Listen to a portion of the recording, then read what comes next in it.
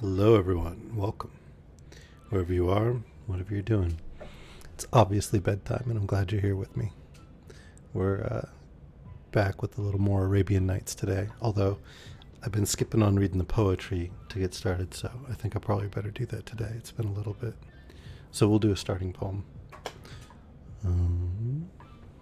I got some Baudelaire here. Of course, I've got Baudelaire. That shouldn't surprise anyone. I've got some William Carlos Williams. Let's see, what else do I have immediately on hand? I've got some Shel Silverstein, but I can't read that. I have to keep that to the subscriber streams. By the way, we are still doing subscriber streams. We're closing with The Hobbit, so we'll be moving on to a new book after that.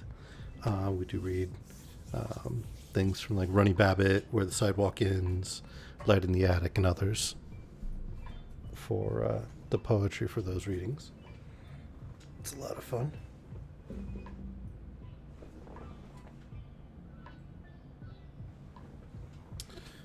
Here's one we haven't read much of, Paul Negri. We'll read some of that.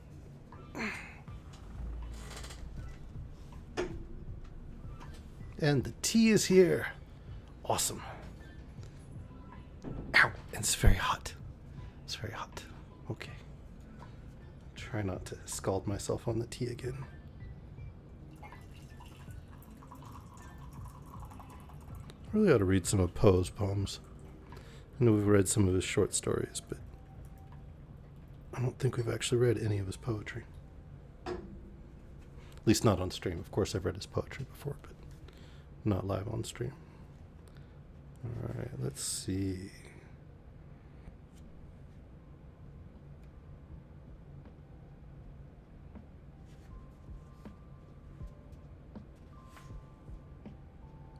Oh, edited by Negri. Okay. So, sorry. It's like, I don't know this guy, but no, it is.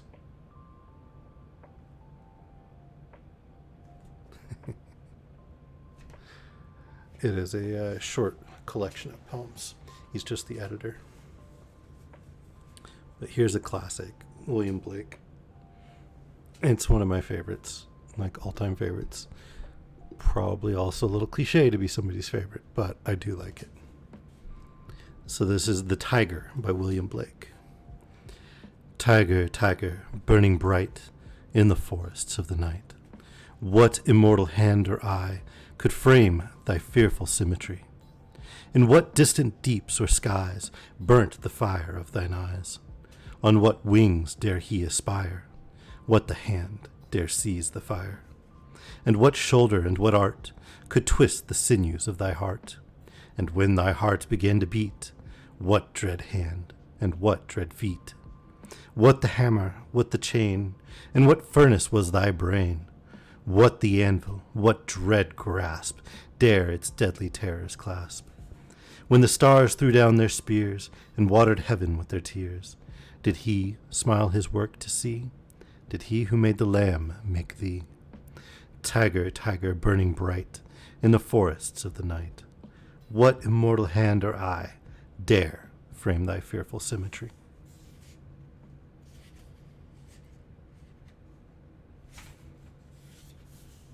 Like I said, one of my favorites. I hope you guys liked it too.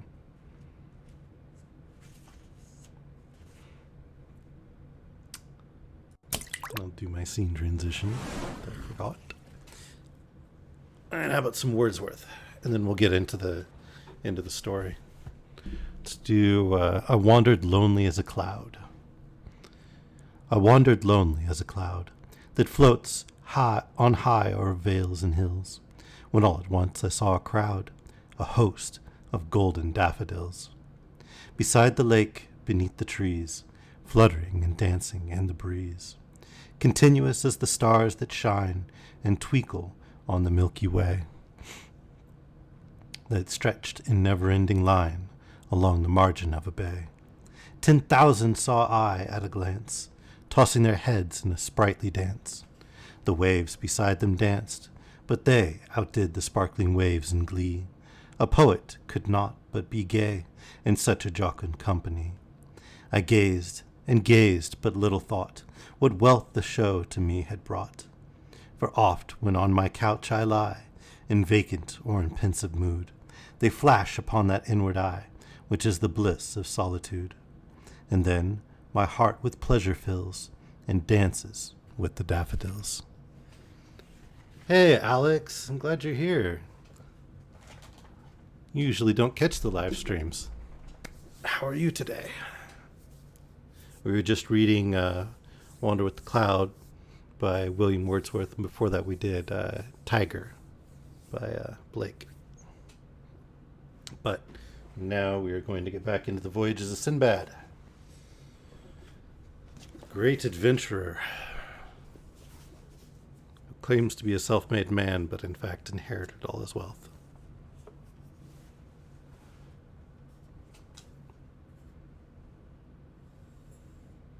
All right, so we were looking at the 5th voyage of Sinbad.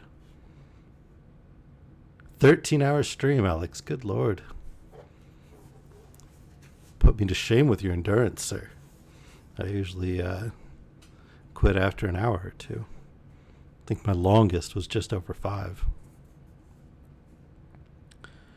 The pleasures I enjoyed had again charms enough to make me forget all the troubles and calamities I had undergone, but could not cure me of my inclination to make new voyages. Hey, little dude.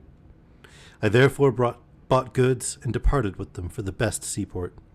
There, that I might not be obliged to depend upon a captain, but have a ship at my own command, I remained till one was built at my own charge. When the ship was ready, I went on board with my goods, but not having enough to load her, I agreed to take with me several merchants of different nations with their merchandise. Wow, Panda, savage. Utterly savage. We sailed with the first fair wind, and after a long voyage, the first place we touched at was a desert island, where we found an egg of a roc, equal in size to the one I had previously mentioned. There was a young roc in it just ready to be hatched, and its bill had begun to appear. The merchants who landed with me broke the egg with hatchets, and pulled out the young roc piecemeal, and roasted it. I had earnestly entreated them not to meddle with the egg, but they would not listen to me. Scarcely had they finished their repast, when there appeared in the air, at a considerable distance from us, 2 great clouds. The captain, whom I had hired to navigate my ship, knowing by experience what they meant, said they were the male and female roc that belonged to the young one, and pressed us to re-embark with all speed to prevent the misfortune which he saw would otherwise befall us. We hastened on board and set sail with all possible expedition. In the meantime, the 2 rocs approached the island with a frightful noise, which they redoubled when they saw the egg broken and their young one gone. They flew back in the direction they had come, and disappeared for some time, while we made all the sail we could to endeavor to prevent that which unhappily befell us. They soon returned, however, and we observed that each of them carried between its talons stones of a monstrous size. When they came directly over my ship, they hovered, and one of them let fall a stone, but by the dexterity of the steersman it missed us, and falling into the sea, divided the water so that we could see almost to the bottom. The other roc, to our misfortune, threw his massive burden so exactly upon the middle of the ship as to split it into 1,000 pieces. The mariners and passengers were all crushed to death, or drowned. I myself would have been among the latter, but as I come to the surface, I fortunately caught hold of a piece of the wreck, and swimming sometimes with one hand and sometimes with the other, but always holding fast to my board. The wind and the tide favoring me, I came to an island whose shore was very steep. I overcame that difficulty, however, and got ashore. I sat down upon the grass to recover myself from my fatigue, after which I went into the island to explore it. It seemed to be a delightful garden. I found trees everywhere, some of them bearing green, and others ripe fruits, and streams of fresh, pure water running in pleasant meanders. I ate of the fruits, which I found excellent, and drank of the water, which was very sweet and good. When night closed in, I lay down upon the grass in a convenient spot, but could not sleep more than an hour at a time, my mind being apprehensive of danger.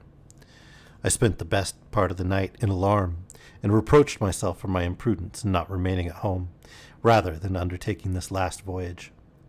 These reflections carried me so far that I began to form a design against my life, but daylight dispersed these melancholy thoughts. I got up and walked among the trees, but not without some fears. As I advanced into the island, I came upon an old man who appeared very weak and infirm.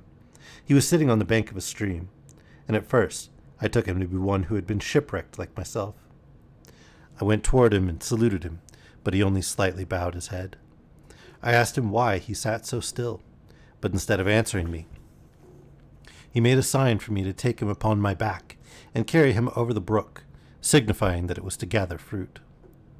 I believed him really to be in need of my assistance, so I took him upon my back, and having carried him over, bade him get down, and for that end stooped that he might get off with ease. But instead of doing so, the old man, who to me appeared quite decrepit, clasped his legs nimbly about my neck, so tightly that I swooned.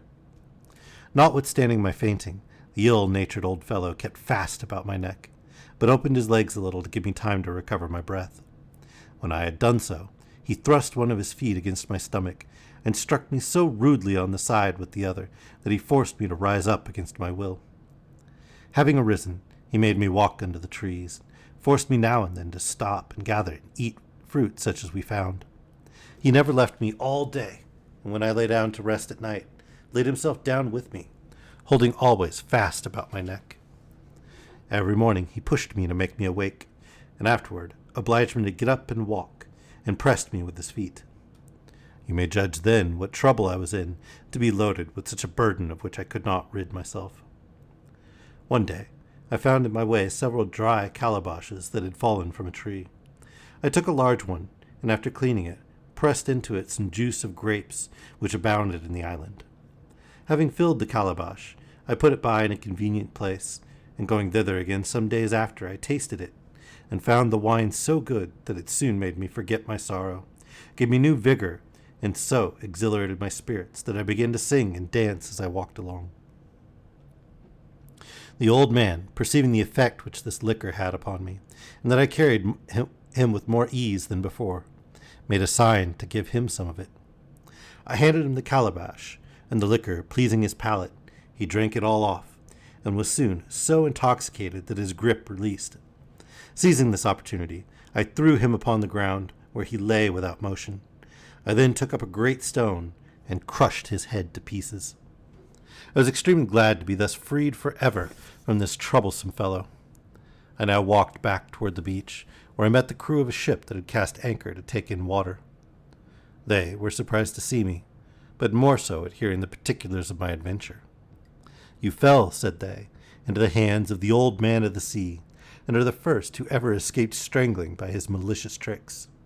He never quitted those he had once made himself master of, till he had destroyed them, and he has made this island notorious by the number of men he has slain, so that the merchants and mariners who landed upon it durst not advance into the island, but in numbers at a time."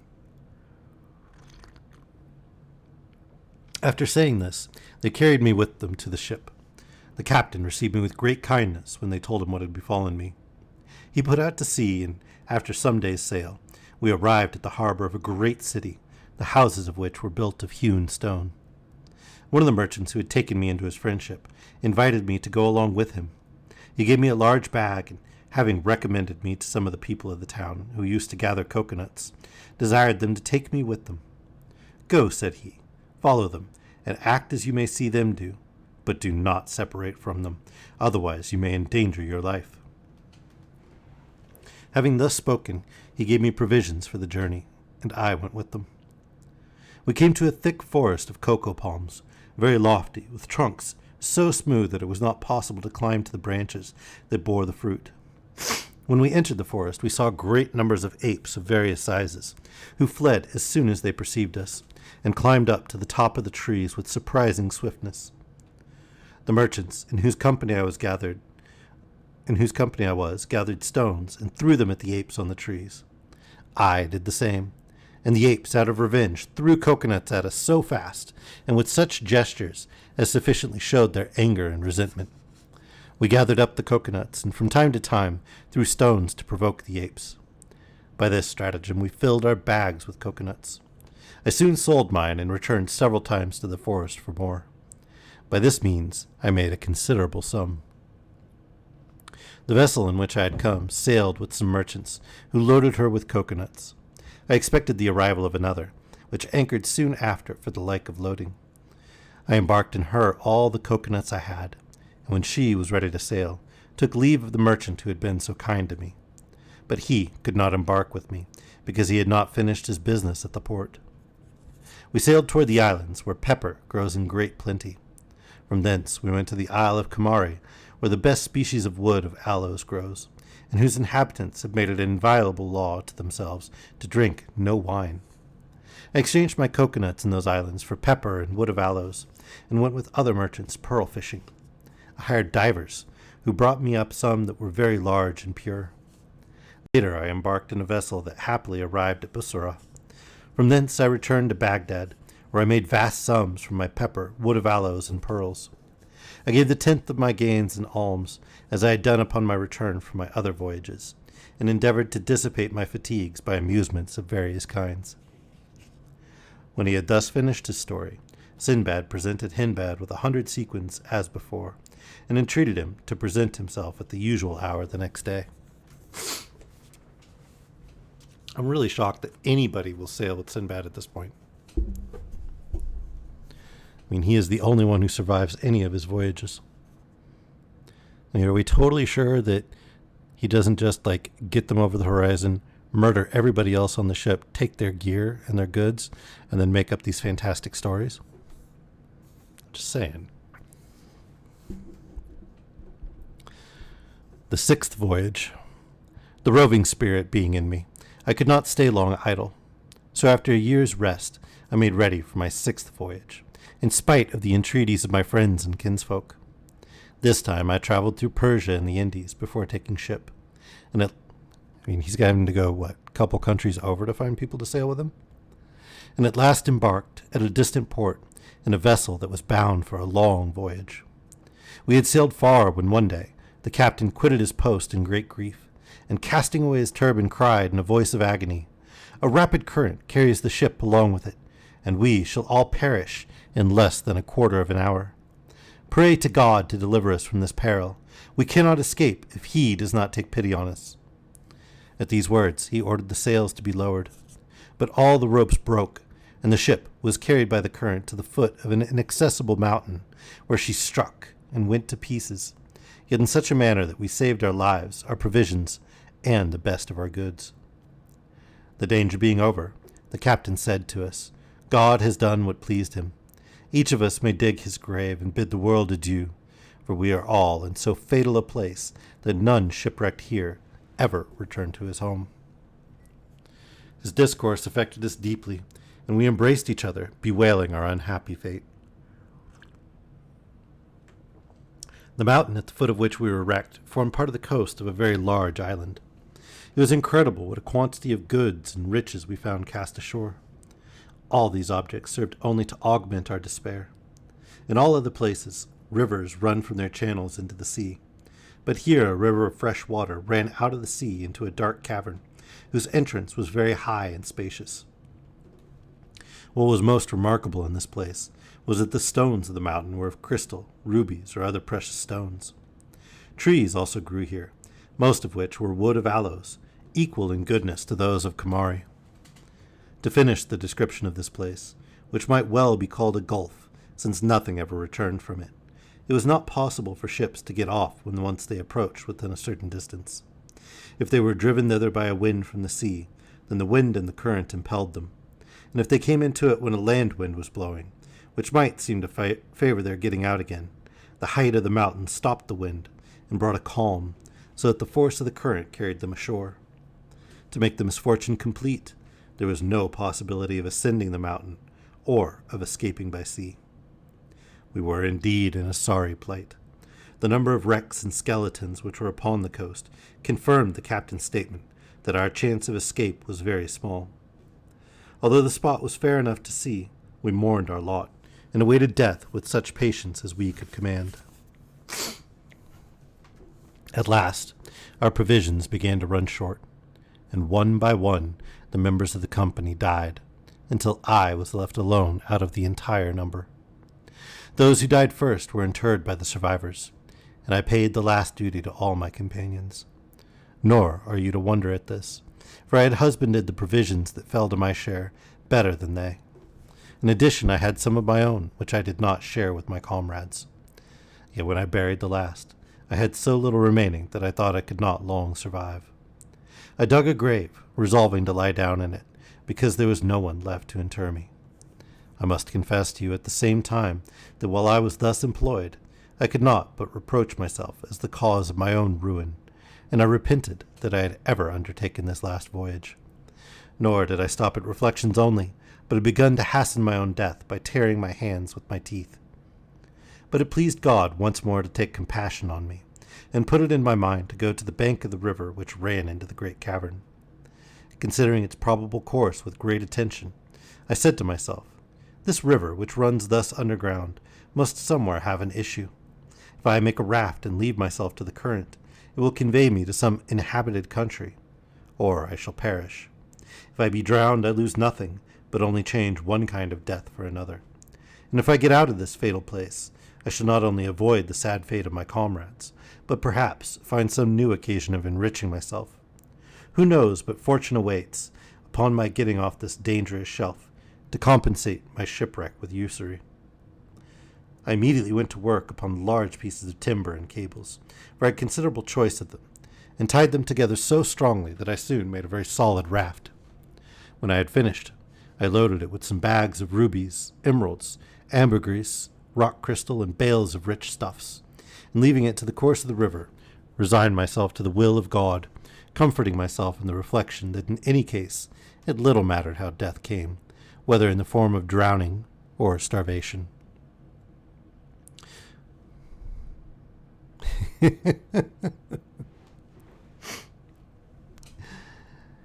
As soon as I entered the cavern, I lost all light, and the stream carried me I knew not whither. Thus I floated some days in perfect darkness, and once I found the arch so low that it very nearly touched my head, which made me cautious afterward to avoid the like danger. All this while I ate nothing but what was just necessary to support nature, but notwithstanding my frugality, all my provisions became exhausted, and I lost consciousness. I cannot tell how long I remained insensible, but when I revived, I was surprised to find myself in an extensive plain on the brink of a river, where my raft was tied amidst a great number of natives. I got up as soon as I saw them and saluted them. They spoke to me, but I did not understand their language. I was so transported with joy that I cried aloud in Arabic, expressing my gratitude to God. One of the natives, who understood Arabic, hearing me speak thus, came toward me and said, "Brother, pray tell us of your history, for it must be extraordinary. How did you venture yourself upon this river, and whence did you come?" I begged of them first to give me something to eat, and assured them that I would then satisfy their curiosity. They gave me several sorts of food, and when I had satisfied my hunger, I related all that had befallen me, which they listened to with attentive surprise. Then they brought a horse and conducted me to their king, that he might hear so remarkable a story. We marched till we came to the capital of Sinbad, for it was in that island I had landed. The natives presented me to their king. I approached his throne and saluted him, as I used to do the kings of the Indies. That is to say, I prostrated myself at his feet. The prince ordered me to arise, received me with an obliging air, and made me sit down near him. He first asked me my name, and I answered, "People call me Sinbad the Voyager, because of the many voyages I have taken, and I am a citizen of Baghdad." I then narrated all my adventures without reserve, and observing that he looked on my jewels with pleasure, and viewed the most remarkable among them one after another, I fell prostrate at his feet, and took the liberty to say to him, "Sire, not only my person is at your majesty's service, but the cargo on the raft, and I would beg of you to dispose of it as your own." He answered me with a smile, "Sinbad, instead of taking from you, I intend to add presents worthy of your acceptance." All the answer I returned was a prayer for the prosperity of that noble-minded prince, and commendations of his generosity and bounty. He charged one of his officers to take care of me, and ordered people to serve me at his own expense. The officer was very faithful in the execution of his commission, and caused all the goods to be carried to the lodgings provided for me. The Isle of Serendib was situated just under the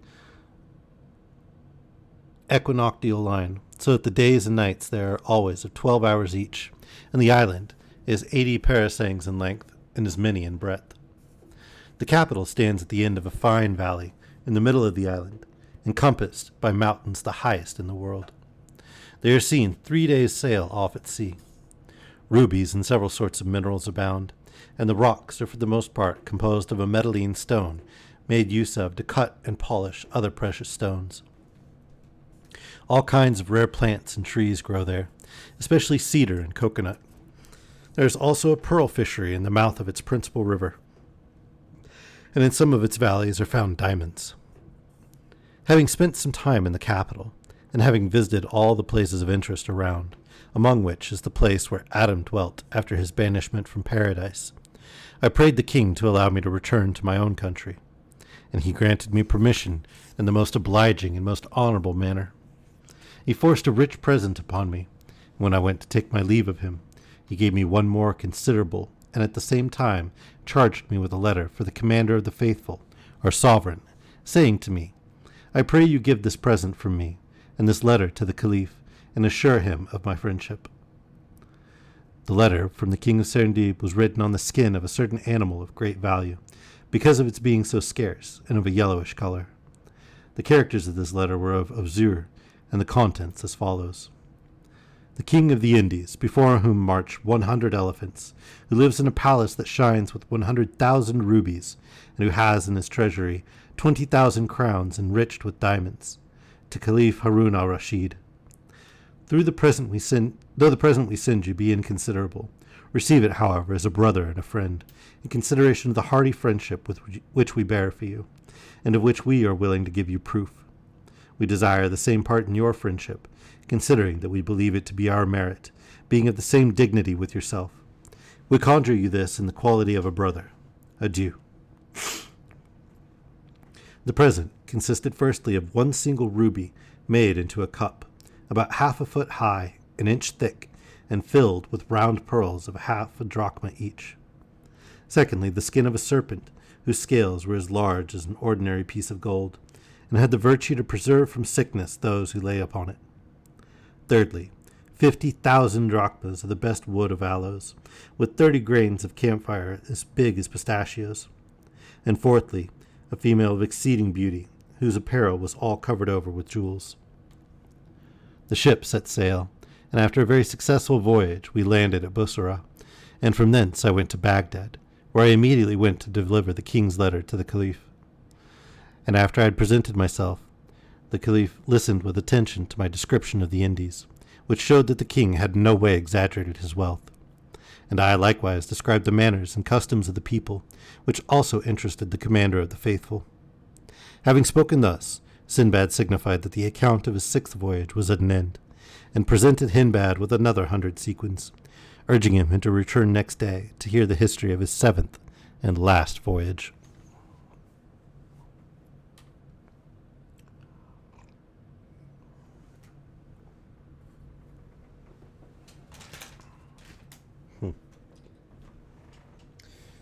Seem to have lost my chapstick. Oops. Oh well.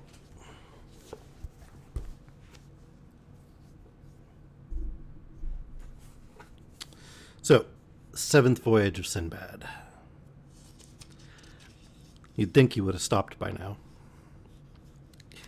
After my 6th voyage, I had made up my mind to stay at home. I absolutely laid aside all thoughts of traveling, for, besides that my age now required rest, I was resolved no more to expose myself to such risks as I had encountered. I decided to pass the rest of my days in tranquility. But one day, a messenger came from the caliph summoning me to the palace. When I came into the presence chamber, the caliph said, "Sinbad, I stand in need of your service. You must carry my answer and present to the king of Serendib. It is but just I should return his civility. It's still lost from then, Vela.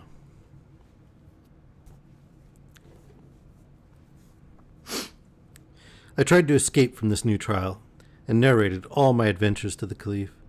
As soon as I had finished, he said, I confess that the things you tell me are very extraordinary. Yet you must, for my sake, undertake this voyage which I propose to you. You will only have to go to the Isle of Serendib and deliver the commission which I give you. After that, you are at liberty to return. But you must go, for you know it would not comport with my dignity to be indebted to the king of that island. Perceiving that the Caliph insisted upon my compliance, I submitted and told him that I was willing to obey. He was very well pleased and ordered me 1,000 sequins for the expenses of my journey. I therefore prepared for my departure in a few days. As soon as the Caliph's letter and present were delivered to me, I went to Bussorah, where I embarked, and had a very happy voyage. Having arrived at the Isle of Serendib, I was at once led, with great ceremony, to the palace, where the king, seeing me, exclaimed, Sinbad, you are welcome. I have many times thought of you since you departed. I bless the day on which we see one another once more. I made my compliment to him, and after having thanked him for his kindness, delivered the Caliph's letter and present, which he received with all imaginable satisfaction.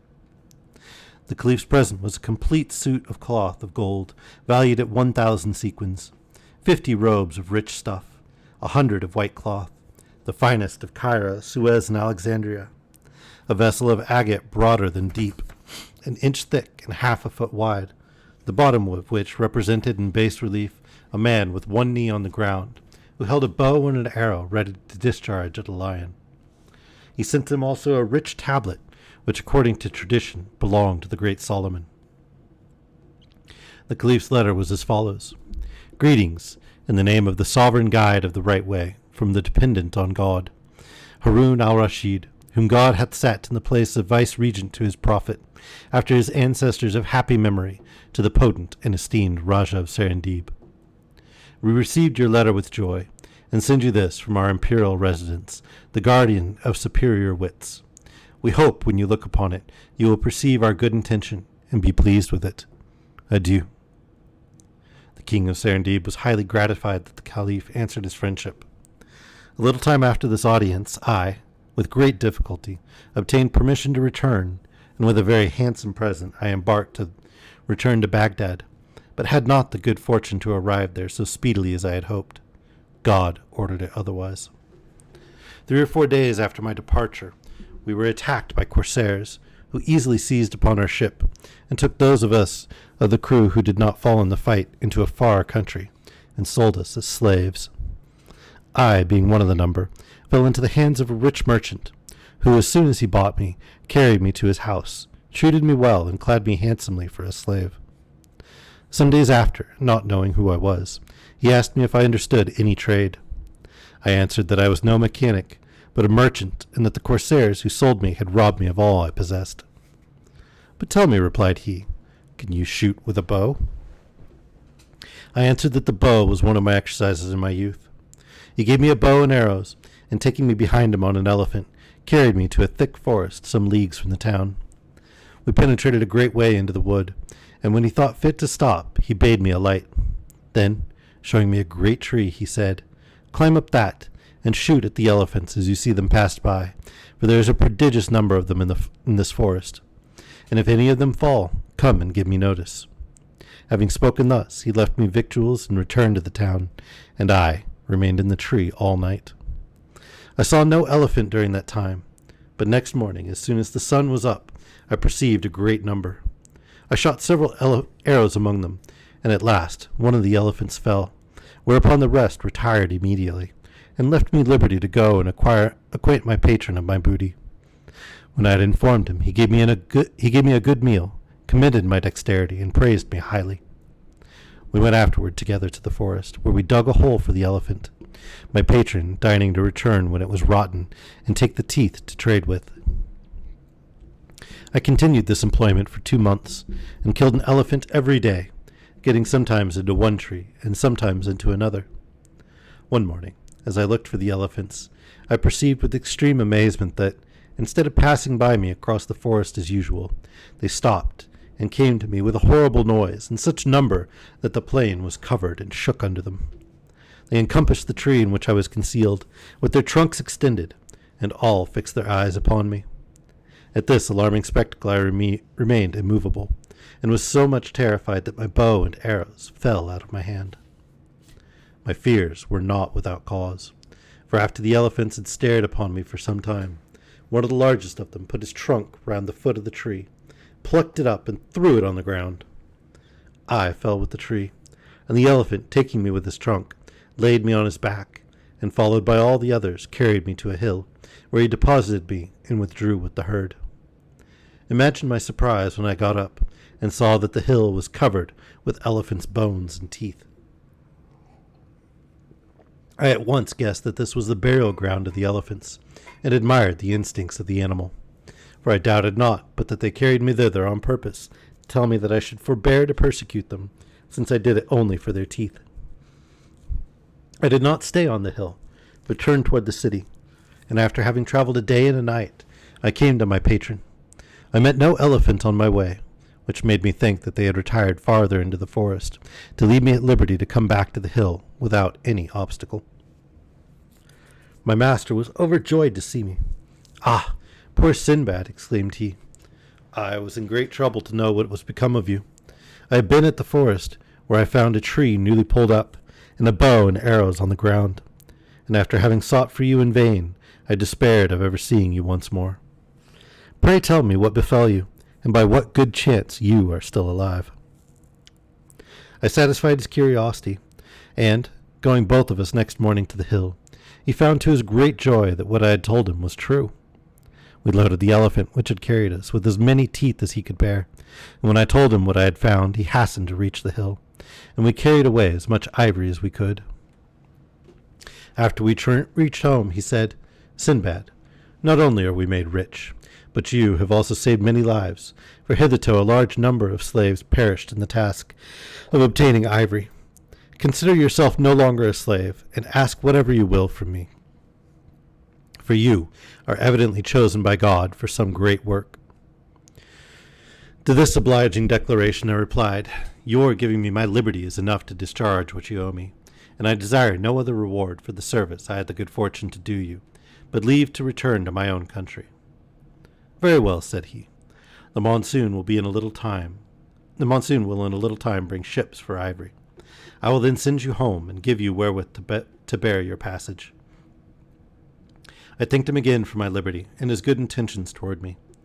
I stayed with him, awaiting the monsoon, and during that time we made so many journeys to the little hill that we filled all our warehouses with ivory. The other merchants who traded in it did the same, for it could not be long concealed from them. The ships arrived at last, and my patron, himself having made choice of the ship wherein I was to embark, loaded half of it with ivory on my account, laid in provisions in abundance for my passage, and besides obliged me to accept a present of some curiosities of the country of great value, for which I returned him 1,000 thanks, and then departed after a sad leave-taking. We stopped at some islands to take in fresh provisions. Our vessel being come to a port on the mainland in the Indies, we touched there, and not being willing to venture by sea to Bussorah, I landed my proportion of the ivory, resolving to proceed on my journey by land. I made vast sums for my ivory, bought several rarities which I intended for presents, and when my equipage was ready, set out in company with a large caravan of merchants. I was a long time on the way and suffered much, but endured all with patience, when I considered that I had nothing to fear from the seas, from pirates, from serpents, or from the other perils to which I had been exposed. All these fatigues ended at last, and I arrived safe at Baghdad. I went immediately to wait upon the Caliph, and gave him an account of my embassy. The prince said he had been uneasy, as I was so long in returning, but that he always hoped God would preserve me.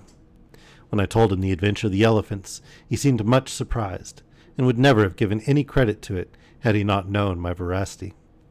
He deemed this story and the other tales I had given him to be so curious that he ordered one of his secretaries to write them in characters of gold and lay them up in his treasury.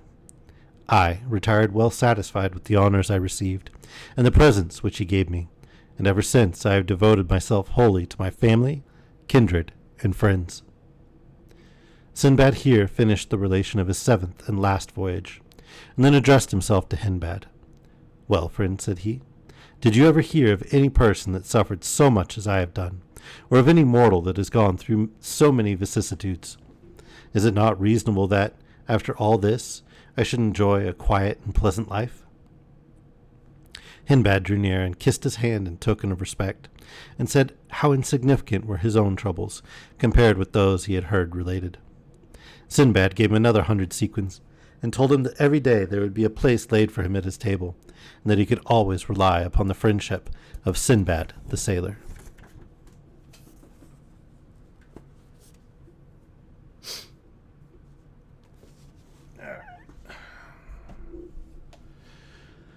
So, what'd you guys think of Sinbad?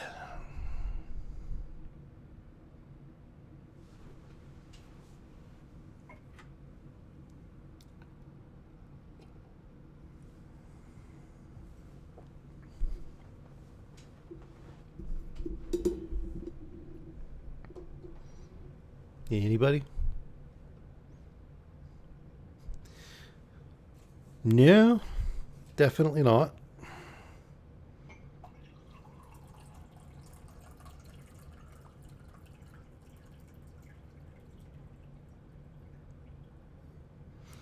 Just wait till we get to the story of Ali Baba and the 40 Thieves and the story of Aladdin.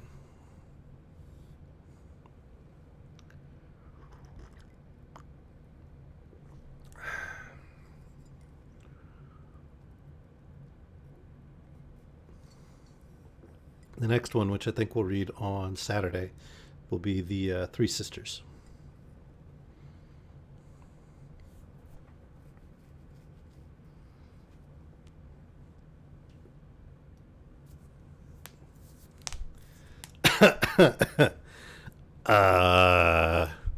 I suppose if you think I sound like a genie. I mean, somebody else told me I sounded like Santa Claus. So, yeah, I don't know. Anyway, a couple of notes before we close things out. Snap, crackle, choke. Thanks. First off, Drakefire, you did a follow in between streams. Thank you very much for the follow. It's good to see you, my friend. I hope your streaming is going well too. And let's see. I am looking for new games to play, so if anybody has any thoughts or ideas or suggestions, put them in the gaming channel in the Discord. And let's pop up the Discord info. There's the info if you're watching this and you haven't yet joined the Discord. If you've been enjoying the stories, please do click that follow button and join the Discord and come interact with us. You can request books to be added to the reading queue there. You can talk about the stuff we've read. We also play games together, and there's some links. Play Guild Wars with you? I will look at it. Okay? Guild Wars or Guild Wars 2? There's two of them, right?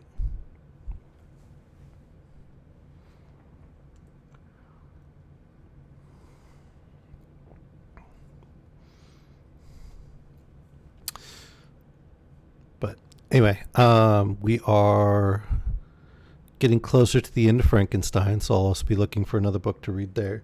I was thinking about going and just keeping up with the monster theme and reading the original Bram Stoker's Dracula. Okay, we'll look at it. Is it available on Steam or is it third party? Or I guess got its own website or whatever.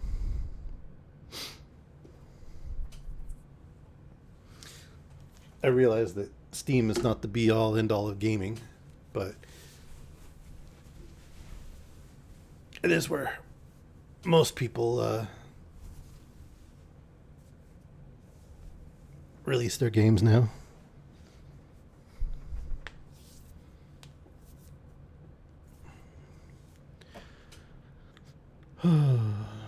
Okay, well, I will look into it, and I'll let you know.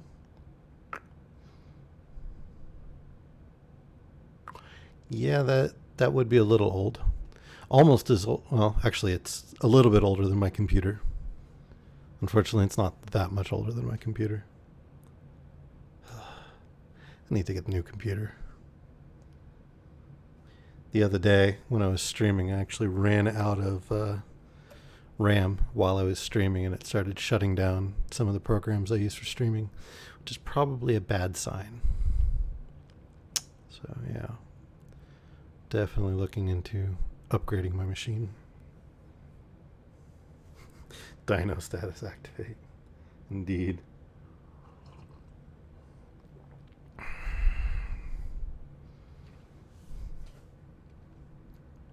All right. Well, if you want to send me a link to it, I'll look into it. I am tired as fuck, so I'm going to go to bed and try to actually get a decent night's sleep for once. Probably won't happen. Seriously doubt it will happen, but I'm going to try. Sorry, speaking of. Yeah. So, anyway, if you enjoyed, please click that follow button, join the Discord, hang out with us. I'll look into Guild Wars 2, and if anybody else has any suggestions, I'm totally open to it. You can message me on Discord, and I will catch all of you fine and wonderful people later. All right. Have a good night.